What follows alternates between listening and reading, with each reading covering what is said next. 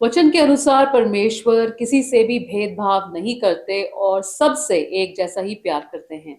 इस धरती पर बनाई गई हर एक चीज उनको प्यारी है, लेकिन हर एक को उनके काम के अनुसार ही रूप रंग और गुण दिए गए हैं। लेकिन जब हम इस संसार में कुछ लोगों को अनेक प्रकार के सुख में और दूसरी ओर दुख और कमी में जीवन जीने वालों की संख्या पर विचार करते हैं, तो अचंभा होता है। ऐसा क्या है जो परमेश्वर ने इस प्रकार के अलग अलग वर्ग बना दिए हैं? आज हम प्यार करने वाले परमेश्वर के सामने उनके फेवरेट बनकर जीने की बात करेंगे। शुरू करते हैं परमेश्वर के वचन से। परमेश्वर का वचन हमने उत्पत्ति की पुस्तक उसका 6वां अध्याय उसकी 5वीं आयत से लिया है। यहाँ इस प्रकार लिखा है, यहोवा ने देखा कि मनुष्यों की बुराई पृथ्वी पर बढ़ गई है और उनके मन के विचार में जो कुछ उत्पन्न होता है वह निरंतर बुरा ही होता है। और यहोवा पृथ्वी पर मनुष्य को बनाने से पछताया और वह मन में अति खेदित हुआ। तब यहोवा ने कहा, मैं मनुष्य को जिसकी मैंने सृष्टि की है पृथ्वी के ऊपर से मिटा दूंगा। क्या मनुष्य, क्या पशु, क्या रेंगने वाले जंतु, क्या आकाश के पक्षी, सबको मिटा दूंगा, क्योंकि मैं उनके बनाने से पछताता हूँ। परंतु यहोवा के अनुग्रह की दृष्टि नूह पर बनी रही। नूह की वंशावली ये है, नूह धर्मी पुरुष और अपने समय के लोगों में खरा था और नूह परमेश्वर ही के साथ साथ चलता रहा। परमेश्वर के वचन को पढ़े और सुने जाने से आशीष हो। आमीन। परमेश्वर के फेवरेट होने का सही अर्थ क्या है और उनका जीवन दूसरों से अलग कैसे होता है? मूसा को परमेश्वर ने उसके जन्म से पहले ही चुन लिया ताकि वो इजरायलियों को मिस्र की दास्ता से छुड़ा कर लेके जाए। उसे फिरौन के महल में बड़ा हुआ वो, क्योंकि फिरौन की बेटी ने उसे पाला अपने पुत्र की तरह, और उसे इस प्रकार फिरौन के महल के हर तरह के तौर तरीके सब कुछ उसने सीखा। उसकी इजिप्ट की जो बुद्धिमत्ता और उसके रास्ते सब उसने सीखे। लेकिन उसका सही जो ट्रेनिंग थी वो स्वर्ग राज्य के कामों के लिए वो 40 साल जो वो विल्डरनेस में जंगल में जेथरो मिडियानाइट प्रीस्ट की भेड़ों को चराता था उस समय उसने प्राप्त की।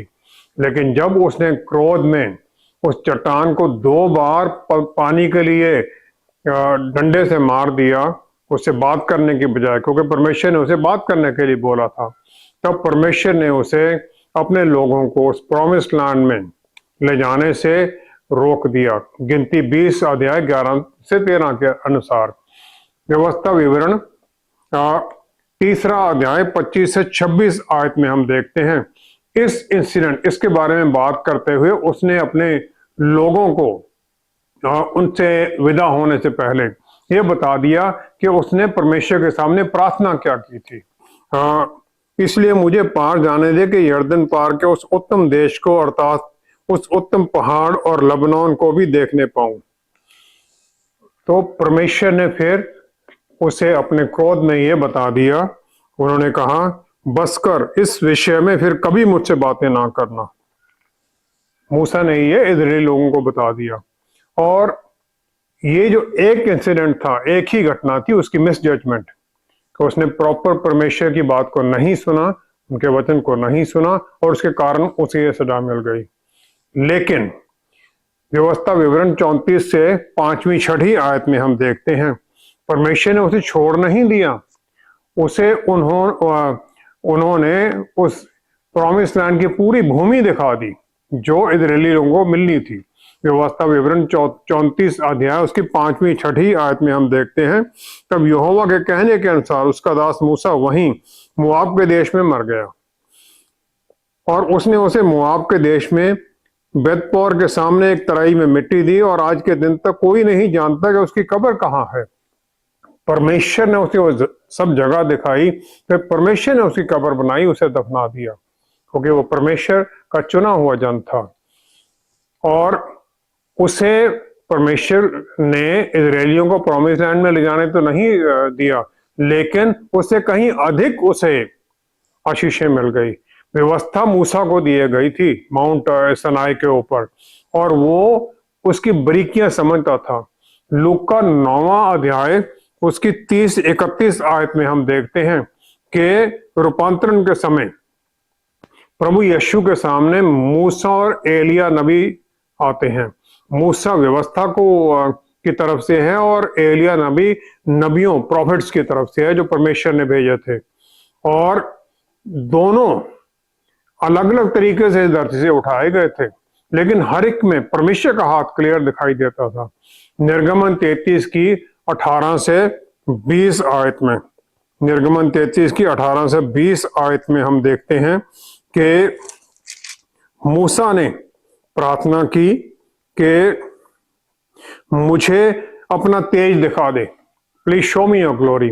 लेकिन परमेश्वर ने उसे बता दिया कि तू मेरे मुख का दर्शन नहीं कर सकता, क्योंकि मनुष्य मेरे मुख का दर्शन करके जीवित नहीं रह सकता है। लेकिन परमेश्वर ने उसकी प्रार्थना को उत्तर दे दिया। उसके पुत्र जो परमेश्वर हैं, उसके रूपांतरण के समय पर उनकी महिमा उसे दिखा दी। परमेश्वर ने अपना वायदा वहां पूरा कर दिया। लूका 9 की 31 में हम देखते हैं कि मूसा और एलिया जब प्रभु यीशु के सामने आते हैं रूपांतरण के समय में, तो ये महिमा सहित दिखाई दिया और उसके मरने की चर्चा कर रहे थे। वहां एक्सोडस लिखा गया, एक्सोडॉन जो ग्रीक भाषा का शब्द है। एक्सोडॉन जो मरना किया गया ट्रांसलेट, उसका मतलब है डिपार्चर या छोड़ जाना या मृत्यु। और ये इजरायलियों का मिस्र को दास्ता से छोड़कर आना है। और ये हमारा, वहां पर बात कर रहे हैं, हमारा पाप की दास्ता से निकलने के बारे में भी लिंक है। और जो उनकी बातचीत थी वो व्यवस्था को पूरा करना और जो भी प्रभु यीशु के बारे में पुराने नियम में भविष्यवाणियां की गई थी सबको पूरा करने के बारे में है। निर्गमन 33 की 11 आयत में लिखा गया है कि यहोवा मूसा से इस प्रकार आमने सामने बातें करता था जिस प्रकार कोई अपने भाई से बातें करे, अपने मित्र से बातें करे। उत्पत्ति 6 की 6 से 8 आयत में हम परमेश्वर के दर्द को समझ सकते हैं जो उनके मन में हुआ कि जब उन्होंने मानव जाति को उस प्रकार के पाप में डूबा हुआ देखा। लेकिन फिर उस सब में एक ज्योति की किरण दिखाई देती है। ज्योति की किरण है, परंतु यहोवा के अनुग्रह की दृष्टि नूह पर बनी रही। Noah found favour in the eyes of God, क्योंकि नूह धर्मी माना गया उस पूरी दुनिया में। मिस्र की दास्ता में 20 से 30 लाख यहूदी थे, लेकिन मूसा ही उनकी सहायता करने के लिए आगे बढ़ा और उसने एक मिस्री को मार दिया।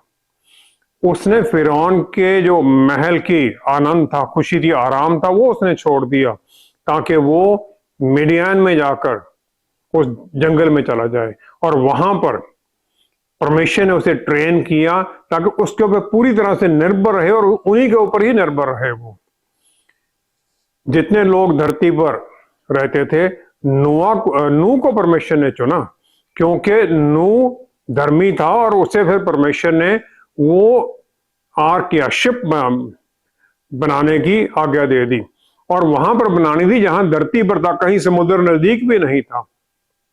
उस समय तक कभी धरती पर बारिश भी नहीं हुई थी क्योंकि धरती से नीचे से ही उसकी सिंचाई होती थी।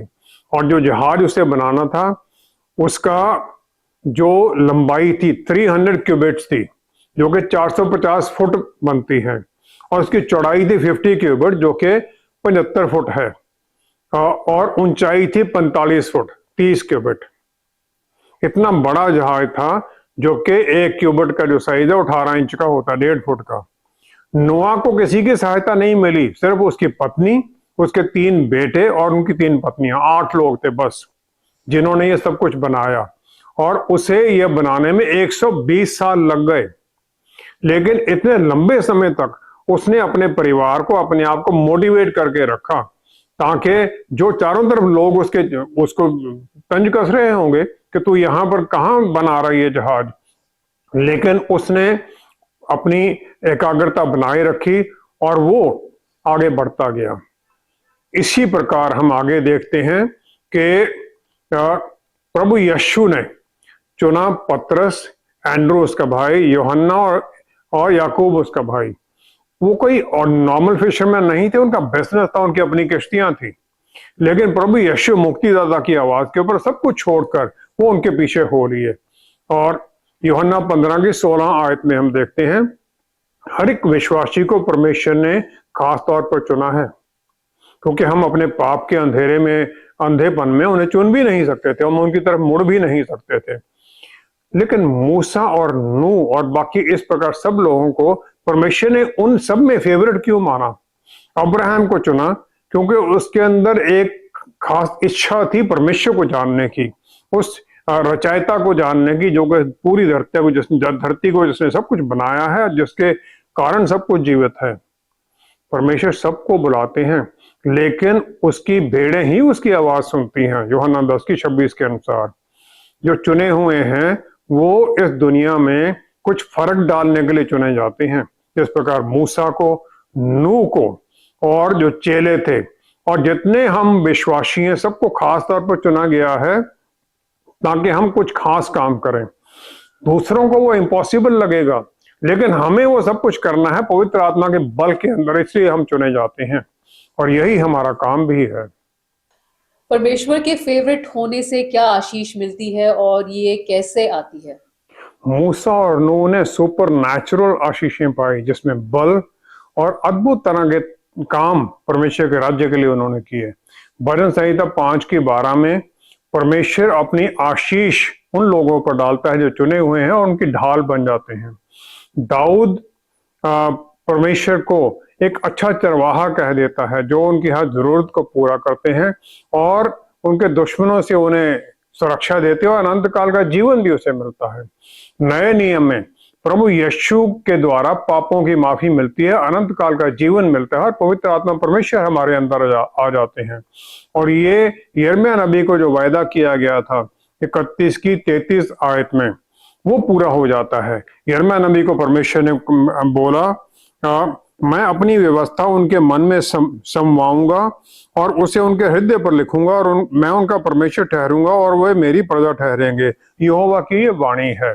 परमेश्वर का ये वायदा उस समय इजरायली लोगों के लिए दिया गया था। हम परमेश्वर के बच्चे हैं, उनके चुने हुए लोग हैं और विश्वास के द्वारा हम ये बनते हैं।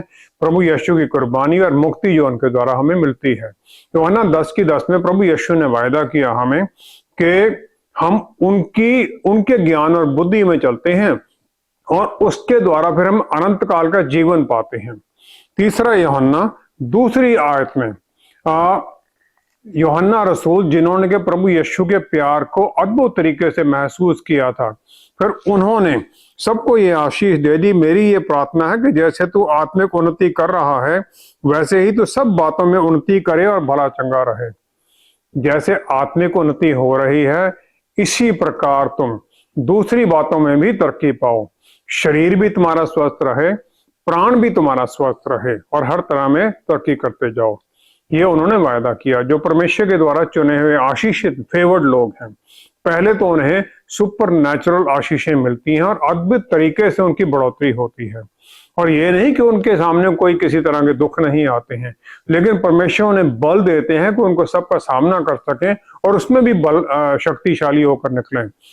मॉर्देकाई और जितने यहूदी लोग थे वो अपने जीवन के लिए डर रहे थे, क्योंकि हामान ने राजा से ये आज्ञा ले ली थी कि सबको नष्ट कर दिया जाएगा, लेकिन उसकी प्रार्थना स्वीकार हुई।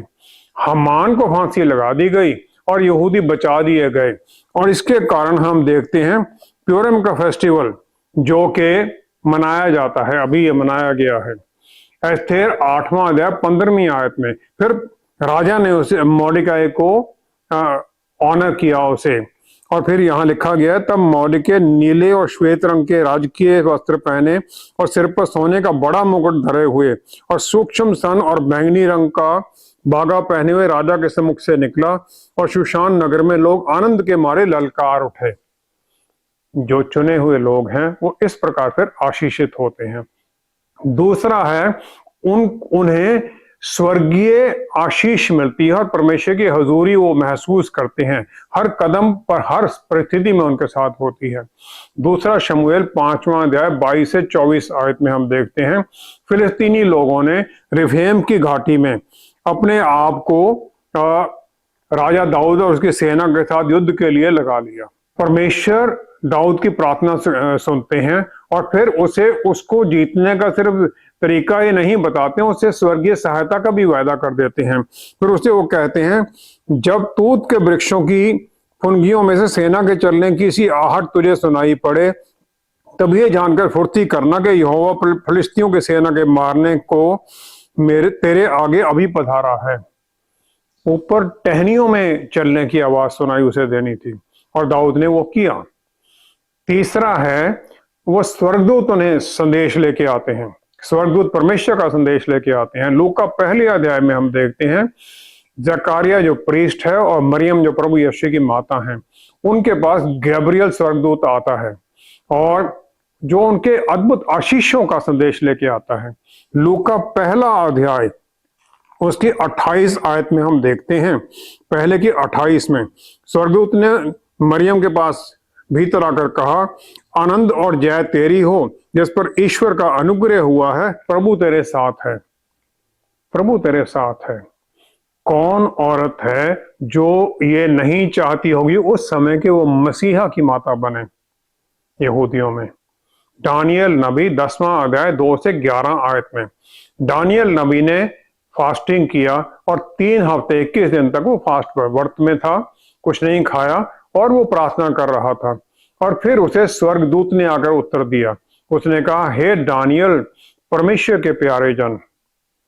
इब्रानियों की पुस्तक पहला अध्याय 14वीं आयत में हम देखते हैं स्वर्गदूत जो मनुष्यों की टहल के लिए बनाए गए हैं, ये कहा गया है। स्वर्गदूत हमारी सहायता के लिए बनाए गए हैं और वो हमारी सहायता करते भी हैं परमेश्वर की आज्ञा के अनुसार। चौथा है, आत्मिक बल और अथॉरिटी नेचुरल उससे ज्यादा कहीं मिल जाती है जो चुने हुए लोग हैं। विश्वासियों को प्रभु यीशु ने कह दिया कि तुम इस जगत की ज्योति हो। मत्ती की इंजील उसका 5वां अध्याय 14वीं आयत में हमारे अंदर कोई अपनी तो रोशनी है नहीं जो हम दूसरों के सामने चमकते हैं, लेकिन परमेश्वर हमें आगे और आशीष दे देते हैं जो हमें फिर वो ज्योति से भरता है। यूहन्ना 17:22 में प्रभु यीशु की प्रार्थना है, उन्होंने पिता परमेश्वर से कह दिया, जो महिमा आपने मुझे दी थी वो मैंने इन्हें दे दी है। वो महिमा कौन सी है? परमेश्वर की महिमा नहीं है, वो दूसरे आदम की महिमा है। वही महिमा है जो सब कुछ रचने के समय पर आदम को आदम बाग में दी, उस वहां पर दी गई थी। और यही नहीं, हमारे अंदर पवित्र आत्मा परमेश्वर आ जाती हैं जो बल, प्यार और आत्म संयम की आत्मा है, जो हमारे अंदर आते हैं, हमें सिखाते हैं, गाइड करते हैं, सहायता करते हैं।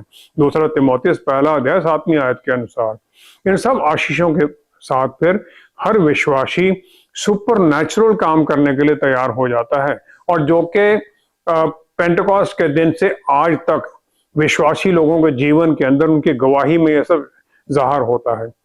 5वां है, उनके हर चुने हुए जन के अंदर, हर विश्वासी के अंदर दुष्टता की ताकतों के ऊपर अधिकार मिल जाता है जो कि लोगों को परेशान करती हैं।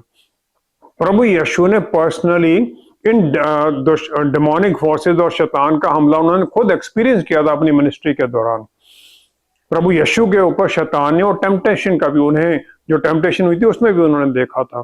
फिर उन्होंने हर जन को ये आशीष दे दी, उनके ऊपर अधिकार दे दिया। लूका 10:19 आयत के अनुसार प्रभु यीशु ने कह दिया, देखो मैंने तुम्हें सांपों और बिच्छुओं को रौंदने का और शत्रु की सारी सामर्थ्य पर अधिकार दिया है, और किसी वस्तु से तुम्हें कुछ हानि ना होगी। सुरक्षा भी साथ में है। और इस प्रकार जो हम विश्वास करते हैं, ये आशीषें हम पाते हैं प्रभु यीशु से विश्वास में, और फिर उनके चुने हुए बनकर हम फेवरेट बनकर हम जीते हैं। लेकिन शैतान हमें इसमें नहीं चलने देना चाहता, और वो हमारे मन में हर तरह के शक डालता रहता है। जब प्रभु यीशु ने लाजरस को, जो 4 दिन से पहले मर गया था, जब जीवित होने के लिए उसे दोबारा कब्र से पुकारा, तो उन्होंने पहले अपनी बल को चेक चुक नहीं किया कि हाँ भी मुझे में शक्ति है कि नहीं है। उन्होंने विश्वास में उसे आवाज लगा दी और लाजरस कब्र से बाहर निकल आया। हमें भी इसी प्रकार जीना है, हमें भी इसी प्रकार उस अधिकार में जीना है शैतानी ताकतों के ऊपर। बल पाए हुए, चुने हुए, आशीषित लोग हैं हम। जब हम ये करने लग जाते हैं तो सब आशीषें भी हमारे अंदर से काम करती हैं। हर विश्वासी परमेश्वर का चुना हुआ है तो उनके खास भी हुए। तो इसमें बढ़ने के लिए और क्या जरूरी है? हम परमेश्वर को किसी तरह से अपने आप को प्यार करने के लिए बाध्य नहीं कर सकते और ना ही किसी तरीके से हम उनकी वो स्वर्गीय आशीष अपने बल से पा सकते हैं। कोरा के पुत्र जो के यरूशलेम के भवन में, परमेश्वर के भवन में आराधना में लीडर थे, और उनका जो वंशज था, जो उनसे पहले उनका कोरा जो लीवाइट था, उसने मूसा और हरौन के खिलाफ विद्रोह कर दिया था। और फिर कोरा उसके जो साथी थे सब धरती में जीवते हुए ही समा लिए गए थे। और जो कोरा के पुत्र थे उन्होंने परमेश्वर से दूर होने का असर देख लिया था। भजन संहिता 84 की 10वीं आयत में फिर वो ये गाते हैं, वो कहते हैं क्योंकि तेरे आंगनों में का एक दिन और कहीं के 1000 दिन से उत्तम है। दुष्टों के डेरे में वास करने से अपने परमेश्वर के भवन की डेवड़ी पर खड़ा रहना ही मुझे अधिक भावता है। गेट कीपर बनना ही आशीषित है किसी दुष्ट के घर में रहने की बजाय। हमें एक कोशिश करनी है नजदीकी में जाने के लिए, उनके वचन को हम पढ़ें, मनन करें उसके ऊपर, और फिर हम उनसे प्यार करते हुए, उनमें विश्वास करते हुए, उनकी आज्ञाकारिता में चलते हुए, उन्हें सम्मान देते हुए, हर तरह से उन्हें ऊपर उठाते हुए अपने जीवन में हर काम में उन्हें हम आगे करते हुए फिर सब आशीष पाते हैं। और फिर ये हमारा जो एटीट्यूड है धन्यवाद का, उससे जाहिर होता है, और फिर हम हर बात में उनका धन्यवाद करते हैं जो उनसे हमने पाई है, जो हम उनसे पा भी रहे हैं।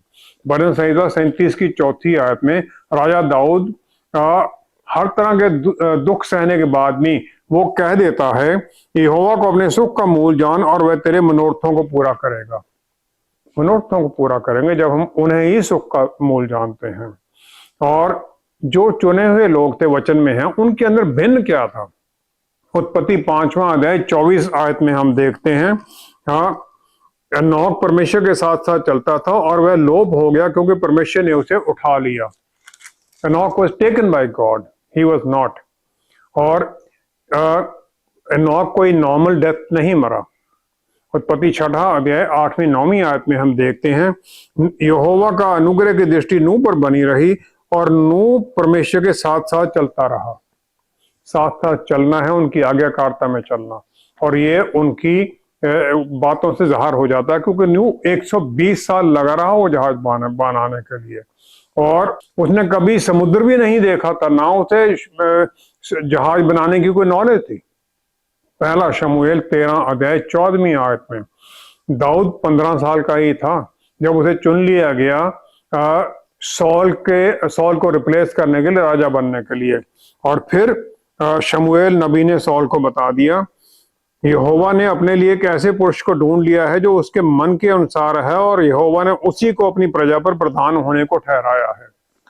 दाऊद ने बहुत दुख सहे, पाप किया। उरिया जो कि बादशिबा का पति था, उसका मर्डर करवा दिया, लेकिन फिर भी वो हर बात में परमेश्वर की तरफ मुड़ता है, अपनी हर तरह से अपने मन को उनके सामने खोल देता है, और वो हर बार पूरे मन से माफी मांगता है। पतरस रसूल को बहुत लोग कहते हैं कि वो तो बेवकूफों की तरह काम करते थे। उन्होंने गत्समनी पार्क में जो हाई प्रीस्ट का सर्वेंट मालकुस था उसका कान काट दिया था, और फिर उन्होंने 3 बार प्रभु यीशु को इनकार कर दिया, लेकिन फिर भी वो पानी पर चले और प्रभु यीशु ने पर्सनली उन्हें आशीषित किया। हम यूहन्ना 21 में देखते हैं, यूहन्ना 21 अध्याय में जी उठने के बाद प्रभु यीशु उसे 3 बार सवाल पूछते हैं कि तुम मुझसे प्यार करता है। फिर उसे कहते हैं मेरे मेमनों को चरा, फिर कहते हैं मेरी भेड़ों की रखवाली कर, फिर कहते हैं मेरी भेड़ों को चरा। उसे सबसे अद्भुत काम दे दिया गया। जो चेले थे उन्हें कमांड मिली थी मेरे पीछे हो लो, और पतरस रसूल पूरे मन से उनके पीछे चले, पूरी तरह से। हम परमेश्वर से आगे चलना चाहते हैं, हम अपनी प्लान बना लेते हैं, फिर प्लान उनके सामने रखते हैं कि इस प्लान को आशीष कर दो। हम चाहते हैं परमेश्वर हमारी प्लान को फॉलो करें और हमारी प्लान को आशीष दें, हम उनकी इच्छा पहले नहीं जानना चाहते हैं। यूहन्ना नबी की पुस्तक 10वां अध्याय उसके 27 आयत में जो परमेश्वर की चुने हुए लोग हैं, प्रभु यीशु ने कह दिया मेरी भेड़ें मेरी आवाज सुनती हैं क्योंकि मैं उन्हें जानता हूं और वो मेरे पीछे चलते हैं।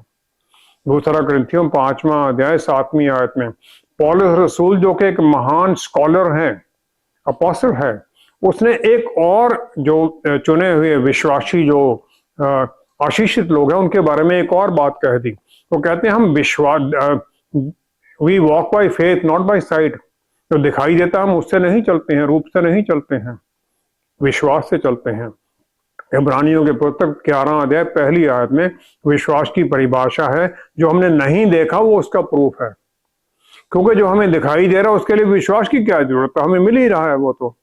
प्रेरितों के पुस्तक 16 अध्याय 6-7वीं आयत में, प्रेरितों की पुस्तक 16 अध्याय 6-7वीं आयत में हम देखते हैं पौलुस रसूल और साइलास वो जाना चाहते थे, वो बैथीनिया जाना चाहते थे, लेकिन पवित्र आत्मा परमेश्वर ने उन्हें रोक दिया और फिर उन्हें फिलिप्पी जाना पड़ा और वो आज्ञाकारिता में चले।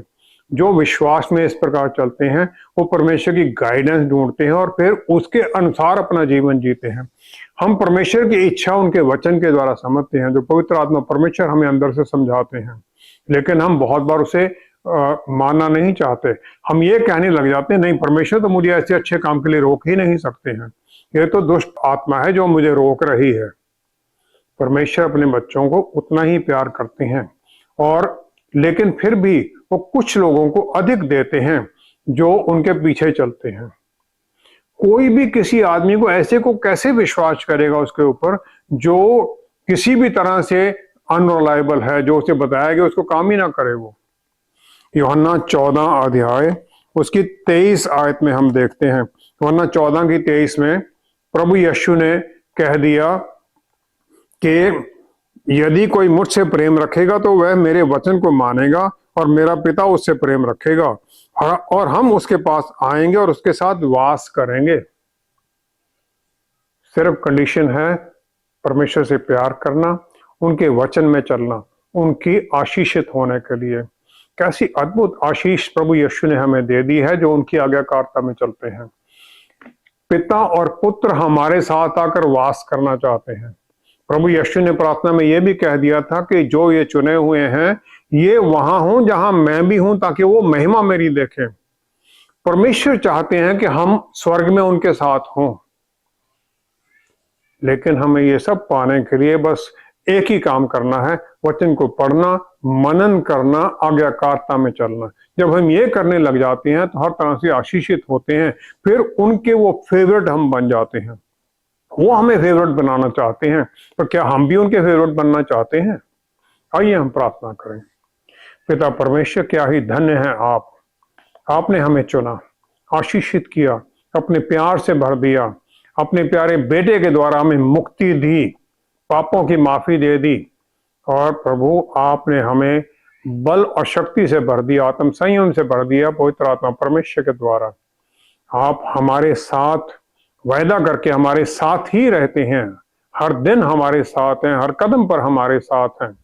बस जब हम ये इस एहसास के साथ चलते हैं तो हमारी बात जो हम बोलते हैं, हर कदम जो लेते हैं, जब काम करते हैं, तो सब इस एहसास के साथ ही करते हैं कि आप सब कुछ देख रहे हैं, हमारे साथ हैं। फिर हमारे कदम गलत रास्ते पर जाने से रुकते हैं और हम आपके बल में हर तरह की दुष्टता की ताकतों का भी सामना करते हैं। जितने भी लोग हम जुड़े हुए हैं इस प्रोग्राम के द्वारा इस समय, प्यारे प्रभु जी, हर जन को आशीषित कीजिए, हर जन फिर आपके वचन की आज्ञाकारिता में, आपके बल और शक्ति में चले, आपकी आशीषों से भरा हुआ जीवन जिए, उस बहुतायत का जीवन पाए जो आपने वायदा किया है। पिता परमेश्वर, धन्यवाद सहित सब कुछ प्रभु यीशु के पवित्र नाम में मांगते हैं। आमीन, आमीन, आमीन।